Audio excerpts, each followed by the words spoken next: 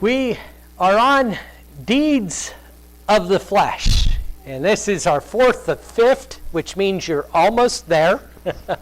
And last week we started into the 9 sins against our fellow mankind, and we covered 4 of those 9 sins, and today, Lord willing, we will cover 4 more of those, which will leave 1 sin against our fellow mankind and a couple of sins of intemperance to conclude with this passage.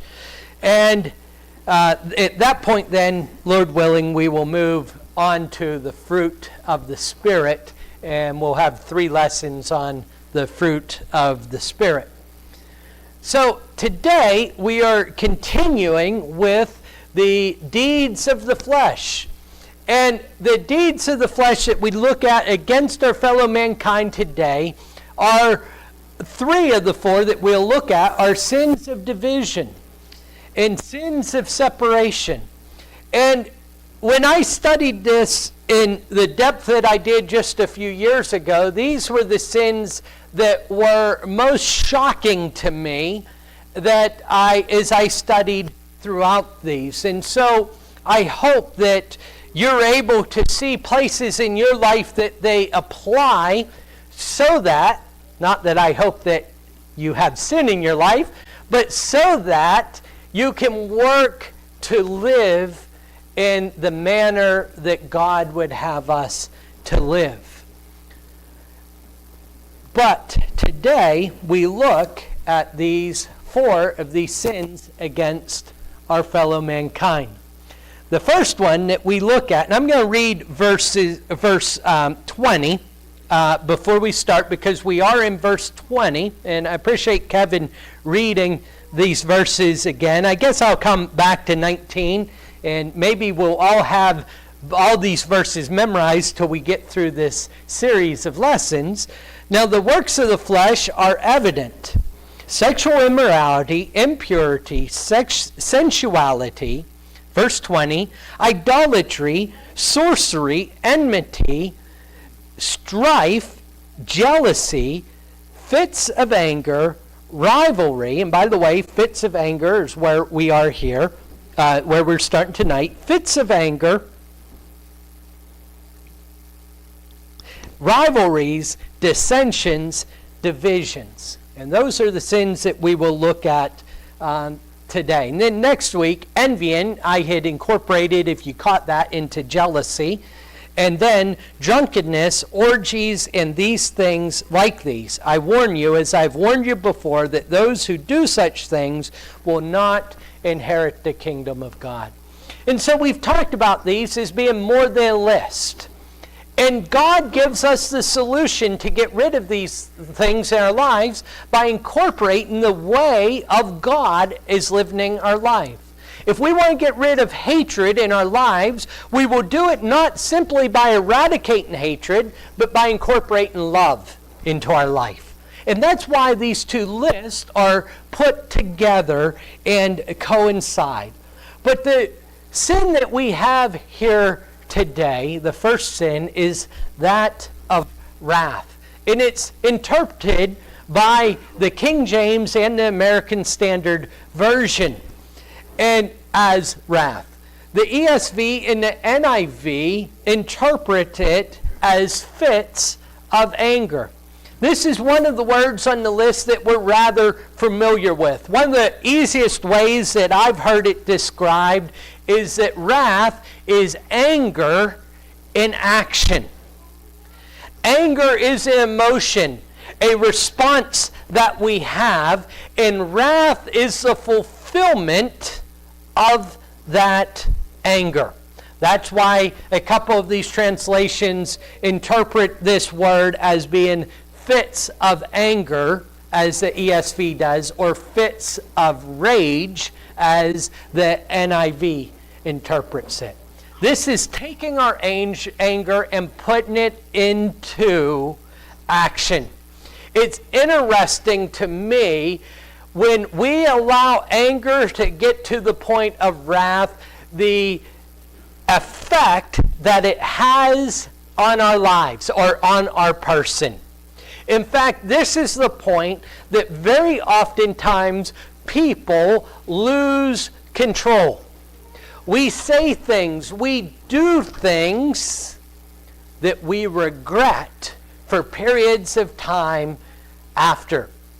This is one of those sins that must be stopped before we get to it, because once we get to the point of wrath, we almost universally are out of control.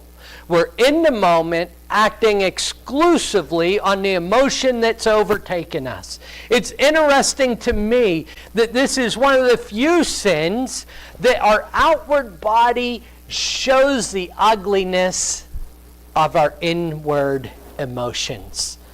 For it is as though our very appearance takes on a demonic appearance. And I think that is illustrated so well in the picture I have before you. What a cute little girl with such an ugly face. I can say that because this isn't a one we know. And it looks silly. How many times have we seen this response in a child and we laugh? Because it's ridiculous. And yet as adults we get to the same point that we replicate this very same situation.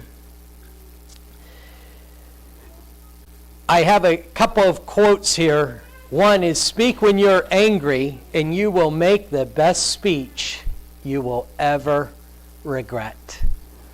Boy, in the heat of the moment, we say all kinds of things that feel so satisfying. I once told Amanda, in the heat of the moment, I'd already taken her complaining into account and entered it into the equation. So that the complaining wasn't going to change the outcome, so she might as well stop it. Boy, it sounded, Lance, so intelligent. I know I could come to you because, man, Heather's head shot up when I said that. She said, "You said what?" Oh, what a knuckleheaded thing to say, right? And it proved to be so. Speak when you're angry, and you will make the best speech you'll ever regret. We need to learn to stop. We are going to be angry. We are going to be absolutely fit to be tied, and sometimes we will have just reason to be angry. But moving to the point of wrath is sinful. It is sinful in and of itself, and the actions that it brings around with us are sinful as well. The mere lack of self-control, or the lack of control that we get when we enter into wrath, should scare us all. Our breathing changes. We mentioned our facial expression changes.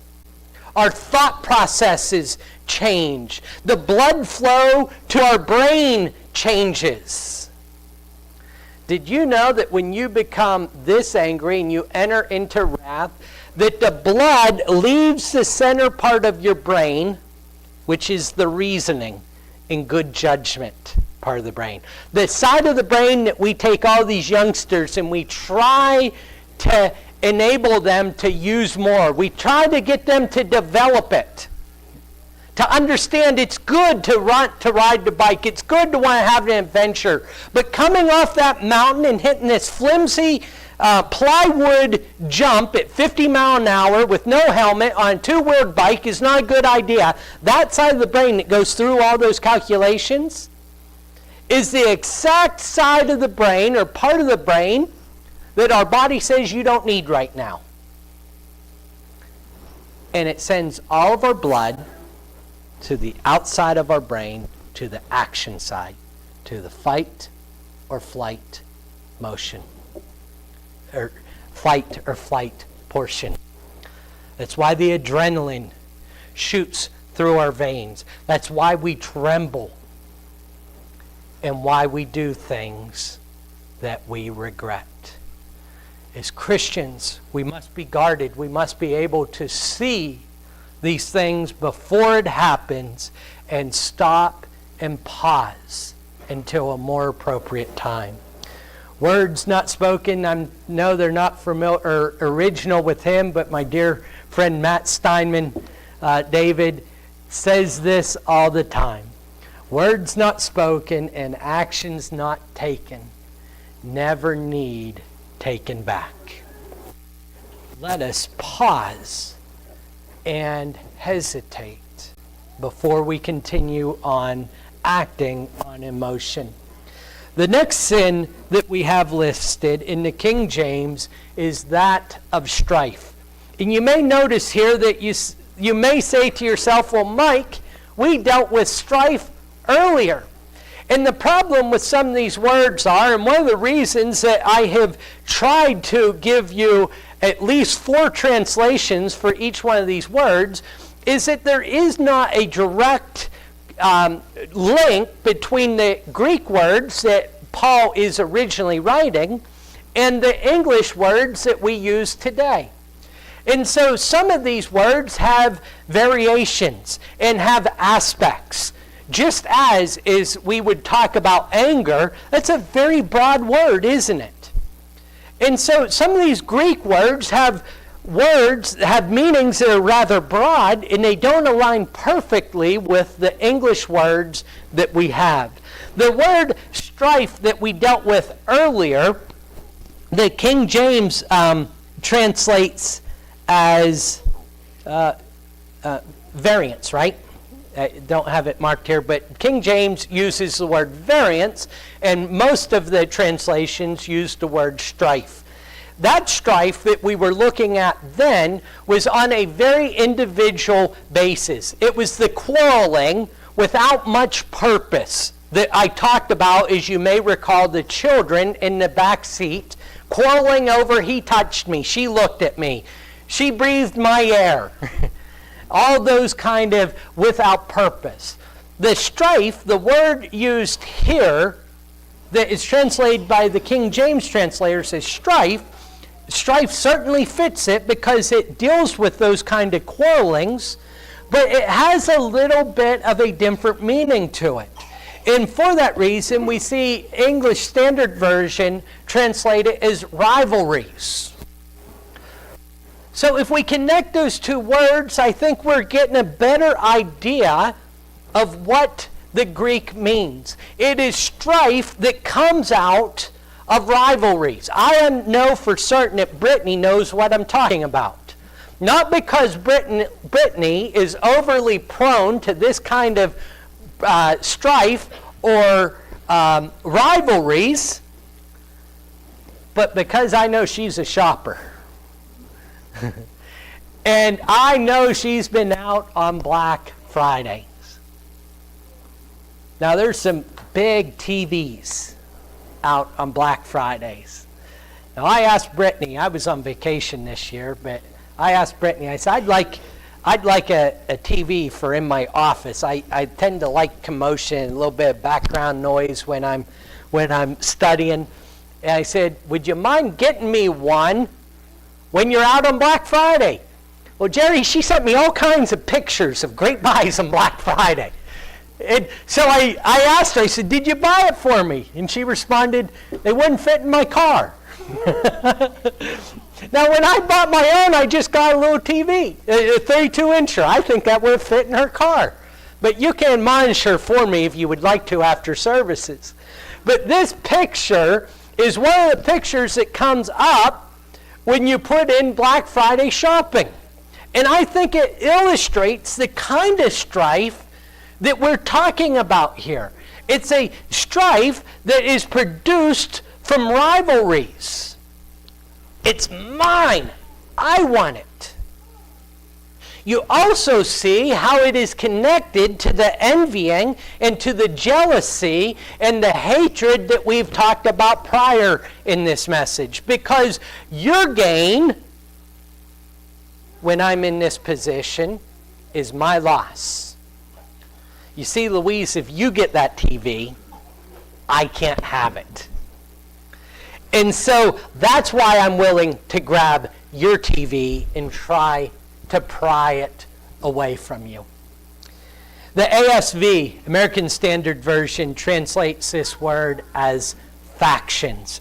Again, we will see this word in other translations come up, this word of factions come up. The reason being is the broad meaning. Factions is getting at this division, getting at this rivalry. But what we're looking at here is the actions, the strife, the quarreling that comes from, as the NIV says, selfish ambitions. There are many conflicts today that come from this issue. It's not simply about the product or the value of the conflict, but it's about, if you win, I lose. If we have, Corey, what you want for supper tonight, we can't have what Lisa wants for supper tonight. And so we end up with some very superficial arguments that become intense because of what the underlying emotion is. It's one of strife, one of rivalries, or selfish ambitions. Vine's dictionary defines this word as disputes. What's the answer to it? Turn it. Stephanie's going like this. Turn it on its head is what I'm interpreting your finger to be saying. But that is, whether that's what you're really saying in your private sign language. In Romans, the 12th chapter, in verses 3, and then we'll look at verse 16, that's exactly the answer to these kind of rivalries. That this is the opposite of what we want to be. Chapter 12 of Romans in verse 3 says, "For by the grace given to me, I say to everyone among you, not," this is a difficult one, "not to think of himself more highly than he ought to think, but to think with sober judgment, each according to his measure of faith that God has assigned." I think this comes about, and I've never heard any complaining about the thermostat here. But anywhere else I've heard complaining about thermostat. Because as we age, our circulation slows down, doesn't it? And it becomes more difficult to keep warm. And when you're preaching and you jump around up here, you get hot. I once jokingly said at Cherry Tree, and I understand the demographics here, so I'm stepping out and putting myself in a minority, but I'll come back around, I hope. I jokingly said at Cherry Tree once that I don't believe that anyone over the age of 70 should be allowed to touch the thermostat. The reason being that one time it was set for 78 degrees. And the sweat, I had to take my, not literally, but I had to take my suits to the dry cleaners on a weekly basis. You had to dry them out before you could take them, right? And that wasn't a norm, because sometimes someone else would get back there and they'd turn it way down, right? Now, consider the statement that I made. No one that's not in my demographic should have control of that. The folks, the reason I cautioned I was putting myself in a minority is because I understood what I was doing. I'm saying I'm more important than those of you who would like it warmer. Right? And that can go vice versa. Isn't it interesting the arguments that we can get into because we think of ourselves more highly than we ought to think? Am I willing to be maybe a little bit discomforted or inconvenienced for someone else? Only if I don't think of myself as being more important than they are. Look in verse 16, if you would. Live in harmony with one another. Do not be haughty, but associate with the lowly. Never be wise in your own sight. I believe the King James says, do not be wise in your own conceit. Do not be haughty. This is very similar to what I was talking about. What I was drawing out earlier from verse 3 is I'm more important than you. What I'm talking about here now is I'm smarter than you.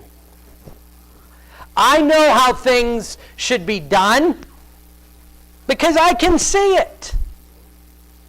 Therefore, be quiet.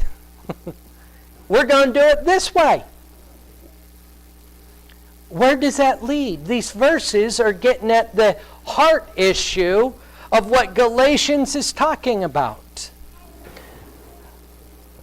Do not associate with the high and mighty.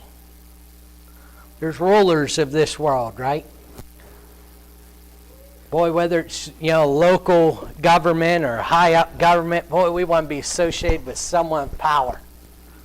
I want to know the magistrate really well, just in case I find myself going there, right? He can be of use to me. That man of great wealth has a lot of connections. Boy, he can be of use to me. Condescend, not be condescending. ESV says associate with the lowly. That's who I need to go for. It's interesting to me that we had a gospel preacher in here a number of months ago, and with him was an individual. And the other individual was always standing after services about. Why? Because people flocked to the speaker. His sole purpose was to watch for those who are left out. To go and to connect and to develop relationships to what turns out to be, in most cases, the most needy. Who is it we strive to associate with? Philippians, the 2nd chapter, in verse 3, says, do nothing from, notice the word here, strife is the King James word. That never quite made sense to me because of our use of strife. But when we understand the other side of it, the kind of strife the King James is talking about. Do nothing through selfish ambition or conceit, but in humility count others more significant than yourself. That's the kind of strife that we're talking about. Don't do it so that I benefit versus Stephanie. Don't grab that last piece of cheesecake. She used to come down to the restaurant and pick up our pizzas for us. And Kevin, I didn't know whether I should be happy that she went down and got the pizza and brought back up. Emily or Pam had probably cooked them for us because that meant I didn't have to do it, or whether I should be angry because she's going to deny this, but I think Mom will back me up on it. She'd eat all the sausage off on the way up. We switched gears. She said, I thought it was about cheesecake. She loves cheesecake. I know that too. She'd eat the sausage off it. Right? She admits to it. Right? Why? That's a young child. I should probably do the same thing today. But we need to not put ourselves above others. Right? We need to not do things because it's in my best interest. We need to take action as we consider others more important than ourselves. The answer to these sins, as we will elaborate as we get into the fruit of the Spirit, is the positive opposites of what we're talking about. The third sin that we'll look at here is that of, as it's translated by King James, seditions. The ESV and the NIV alike translate it dissensions, which doesn't have, I think, much more commonality in our language today. The ASV, I think, gets to where we're able to understand it a little bit better, is divisions. You see, the strife that comes out of, that we talked about in the previous sins, is me just acting for me. And what that does is it alienates me from others. It separates me from others. Seditions or dissensions or the divisions that we're talking about here is a step beyond that. I believe the word that we would use today is cliques. Is what we are talking about in this passage. These cliques sometimes are harmless. In most cases, in and of themselves, are harmless differences. But they must be striven, they must be worked at to be overcome and not allowed to become problematic. I'm going to illustrate some of the harmless cliques that we have in the congregation. Raise your hand if you are a hunter, if you would, please. I can't raise my hand anymore. I do it. Okay, there's a clique. There's something this group of people have in common. Raise your hand if you would, if you're a fisherman or fisherwoman. Yeah, okay. There's another clique, right? Raise your hand if you're a smith. I was waiting for Ernie to raise his hand. Fred is convinced he's going to convert him. Right? Married in. Or did Pam marry out? Right? Now, what I'm getting at is we have some commonalities with different groups of people, right? And those cause us to develop cliques. For instance, I'm more likely to go out of my way to discuss, we were talking about age demographics earlier, to talk to people my own age group. Or that has a similar hobby, whether it's hunting or fishing, or has a similar background, such as a family name or tradition. These things, in and of themselves, aren't necessarily bad. They are destructive when we don't work to overcome them and be inclusive. They are destructive when we allow them to separate and to produce the kind of picture that we see above us. Well, I'm going to side with so-and-so. Because, and oftentimes we don't think this far through it, but because I talk to them a lot, because we have a lot in common, because I like them. We need to strive to reach out and to break down the walls of division. That means in our number, I think one of the simple applications of getting rid of this problem is make sure we get out of our comfort zone in who we greet. If we have brothers and sisters in Christ that you don't know their name, or don't know their children's names, or don't know where their children are, fix that. And I do say fix it because it's a problem.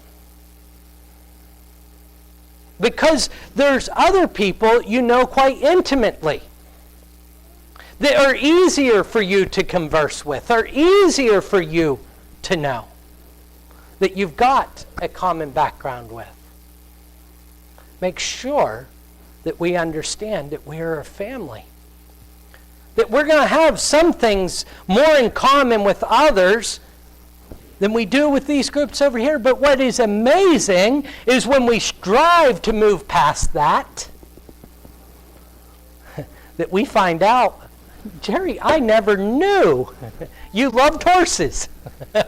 I don't think Jerry does.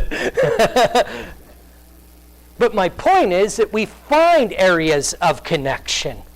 And it's important, as we studied about the tabernacle today in the Bible study, that we do have a relationship with one another. Look in this 5th chapter we're in of Galatians, in verses 13 through 16. For you were called to freedom, brothers, only do not use your freedom as an opportunity for the flesh, but through love serve one another. For the whole law is fulfilled in one word. You shall love your neighbor as yourself. But if you bite and devour one another, watch out that you are not consumed by one another. Desires of the flesh are against the Spirit, and desires of the Spirit are against the flesh. For those are opposite to each other, to keep you from doing the things you want to do. In other words, if we live by the Spirit, if we reach out to our fellow brothers and sisters, we develop those bonds. It will not allow the kind of strife and selfish ambition that we are reading about and talking about. Romans, the 16th chapter, and I'm sure that throughout your life you've had a better understanding of this verse than I have, but I believe I have misunderstood this verse because I have misread it my entire life. But in Romans 16 and verse 17, I believe that what this passage said is that we are to mark those who cause divisions among us, and that those divisions are because of doctrinal falsehoods. That was my understanding of this verse. If you would, look at what the verse actually says. Romans 16 and 17. I appeal to you, brothers, to watch out for those who cause divisions and create obstacles contrary to the doctrine that you have been taught. Avoid them. I ask, the King James is very, almost word for word. What is the false doctrine that's being taught? That would be a false doctrine. It certainly would. I appeal to you, brothers, to watch out for those who cause divisions and create obstacles.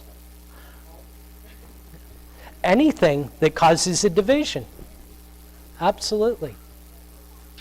That's what's contrary to the doctrine that the apostles had delivered. The divisions themselves. In other words, the very kind of seditions that we're talking about. We'll build upon this as we look at what the King James calls heresies. Now again, there's a struggle in these translations because when I think of heresies, I think again of false doctrines. And I believe the King James translators, from what I can figure here, have come to the word of heresies because they are assuming that most divisions come from false teaching. But this word has a little bit more to it. The ESV translates it divisions, the ASV parties, and the NIV factions. You see, this is the final result of the sins of division that we've studied to. We allow little fissures and things to divide us, to push us into little cliques, that then we act in the interest of not only ourselves, but those in our group, in our subset, until eventually we are separated into parties, organized parties. This is a result of self-will and devotion to opinions. I believe our political process or parties are a great analogy of this. And this can happen in the church. It's interesting to me that if we were to turn to 1 Corinthians and we'd look at chapter 1 and we see there we're not to be called after Paul or Silas or any other name, we'd say, well, that kind of description, that kind of saying, I'm of Paul, is wrong. But then we've accepted, oftentimes, as though it's okay, I'm a conservative Christian. Or I'm a liberal Christian. There are things that we have in common with one another. We must be careful that we don't let those commonalities or differences about non-doctrinal issues, and even when it comes to doctrinal issues, the uniting force needs to be finding the truth in Scripture, not supporting my party. There are issues in our political world today that have absolutely nothing to do with politics, but they're divided right down the political line, aren't they? Why is that? Because the party becomes more important than the issue. This happens in the church. I believe even in our political world, we have to be careful about forming these parties. When I've stayed throughout this, I thought, well, we have to keep this out of the church. I understood what it meant, parties. So we have to stay away from it in the church. But then I realized I'm putting a characterization on this particular sin that I don't put elsewhere. It's not okay to have anger or wrath outside the church, but not to bring it in the church. Now, what am I saying, Mike? Am I saying it's sin to be a Republican or a sin to be a Democrat? In essence, I'm going to suggest this. I'm going to put it out there for you to think about. When I get to the point that I am a Republican, I think I have got there, or I am a Democrat. There's a difference between a description and identity. A description is, I align and love my processes, I agree with where the Republican Party stands. I agree with them because I believe it's right to do A. I believe it's wrong to do B. But what happens is when I am and I identify, then I protect and circle the wagons of that group. I think there's a distinction we have to be careful not to cross into. I'm going to vote, I'm going to support righteous and moral issues, not a certain party's agenda. Now, I may find, as I, as an individual, absolutely do, that one party aligns with me a lot more than others.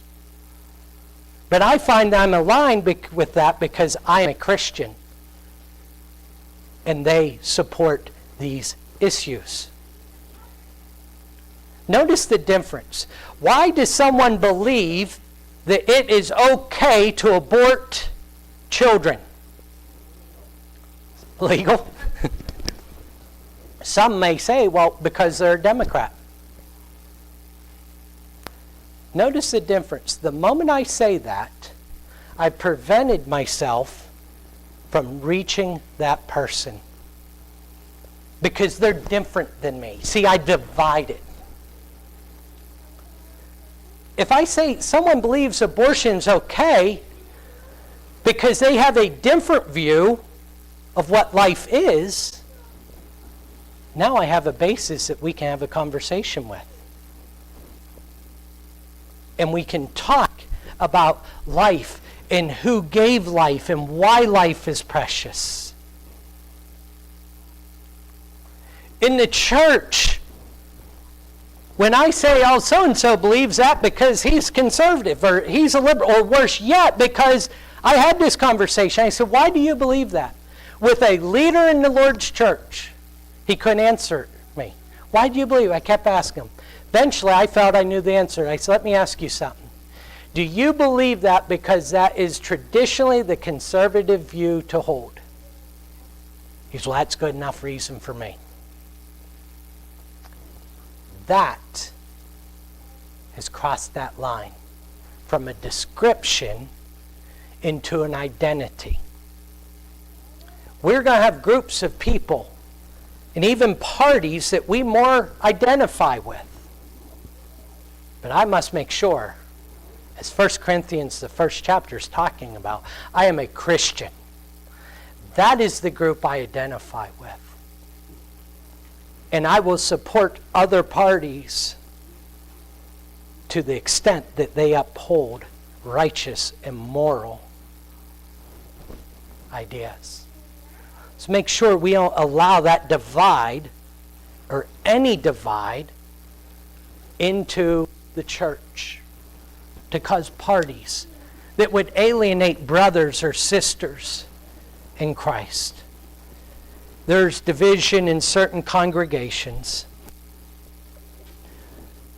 and there will be divisions in the future as there have been in the past. Let's strive to make sure that we understand what Paul says we studied in the 1 Corinthians, the 3rd chapter, as he repeats in chapter 6, that we are the temple of God. What are we dedicated to? What are you dedicated to? What it comes down to is a selection of one or two things. To self or to Jesus Christ. And all the sins we're looking at get to this very issue. Why serve me or why serve Jesus Christ? I pray that you will help me and that I can help you serve Jesus Christ. This morning, if you have a need that the prayer of this congregation or help of your brothers and sisters would help you more effectively serve Jesus Christ and to put self aside, then please come forward as together we stand and sing.